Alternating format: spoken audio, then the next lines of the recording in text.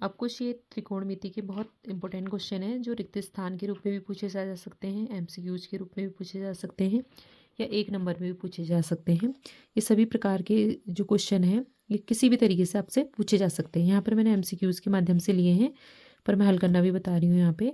तो 1 - 10 square 45 degree upon 1 + 10 square 45 degree, ये बहुत बड़ा क्वेश्चन लग रहा है हमें सॉल्व करने के लिए, पर बहुत ईजी सा क्वेश्चन है। बस आपको 10 45 का मान याद होना चाहिए और 10 45 का मान तो याद रखना बहुत ईजी है। इसका मान कितना होता है 10 45 का डिग्री का 1। जो त्रिकोणमिति मान होते हैं उनमें से 10 45 का मान हमेशा याद रखना है। 10 45 का मान कितना है 1 है और कॉट 45 का मान भी 1 ही होगा क्योंकि वो उसके अपोजिट होता है, कॉट ना 10 का कॉट।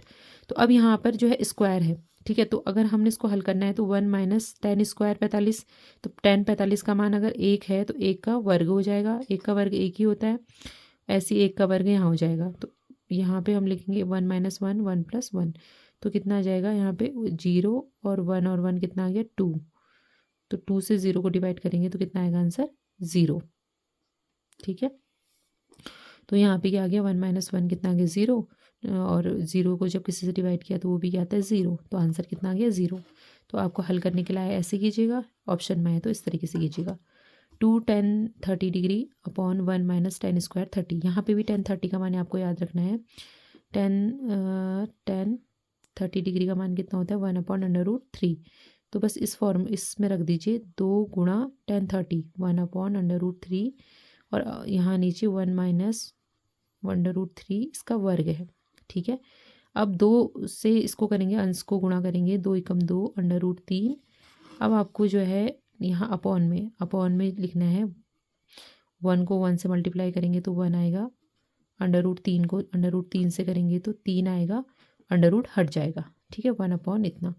अब इसको हल करेंगे इस तरीके से, ठीक है। थोड़ा सा यहाँ पे स्पेस कम है, इस तरीके से करेंगे आप। अब ये देखो 3 आ गया तो नीचे पूरा 3 लिख लीजिए, इसको 3 बनाएंगे हम, 3 × 3 3 × 3 तो कितना आ जाएगा 3 माइनस यहाँ आ जाएगा 1, ठीक है। तो अब ये क्या होगा, जब ऐसे इस तरीके से होता है हमारे पास तो ये गुणा का चिन्ह यहाँ लग जाएगा और ये कितना है 3 - 1 2/3, तो 3 ऊपर आ जाएगा 2 नीचे आ जाएगा, ठीक है। ये कट गया, 2 से 2 कट गया तो कितना है 3/√3। अब ये आंसर तो हो नहीं सकता तो इसका परिमेयीकरण कर देंगे, ऊपर और नीचे √3 से गुणा कर देंगे, तो इससे इसको गुणा करेंगे तो 3 आ जाएगा नीचे और ऊपर √3, इससे कटा तो कितना है √3। इसका आंसर आया √3, लेकिन यहाँ पे उस फॉर्म में हमें कोई भी नहीं दे रखा है।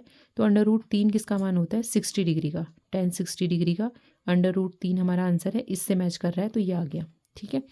sec स्क्वायर थीटा -1 का मान क्या है, ये एक आइडेंटिटी है त्रिकोणमिति, ये जो सर्वसमीका है उसमें से हमने ले रखी है, ये आ गई। वैसे वो एक्चुअली में होती क्या है 1 + tan स्क्वायर थीटा बराबर क्या होता है sec स्क्वायर थीटा, ठीक है। किसी भी रूप में लिख लो आप इसको, sec square theta minus tan square, इस तरीके से कर लो तो एक, तो किसी भी फॉर्म में आपसे पूछी जा सकती है, इसी को उल्टा करके भी लिखी जाती है, इस तरीके से पूछी जाएगी तो ये हो जाएगा, ठीक है। अब 9 sec square minus 9 tan square का मान कितना होगा, इसको वैसे तो आप बहुत बार करेंगे तो आपको याद जाएगा, इसका मान 9 है, लेकिन सॉल्व करके बता देती हूँ। 9 sec स्क्वायर थीटा तो पहले से ऐसे ही रहेगा, tan स्क्वायर थीटा को हमने अभी देखो यहाँ पे लिख सकते हैं, tan स्क्वायर थीटा को क्या लिख सकते हैं, tan स्क्वायर थीटा का मान sec स्क्वायर थीटा -1, वही आइडेंटिटी यहाँ पे लगा लेनी है हमें।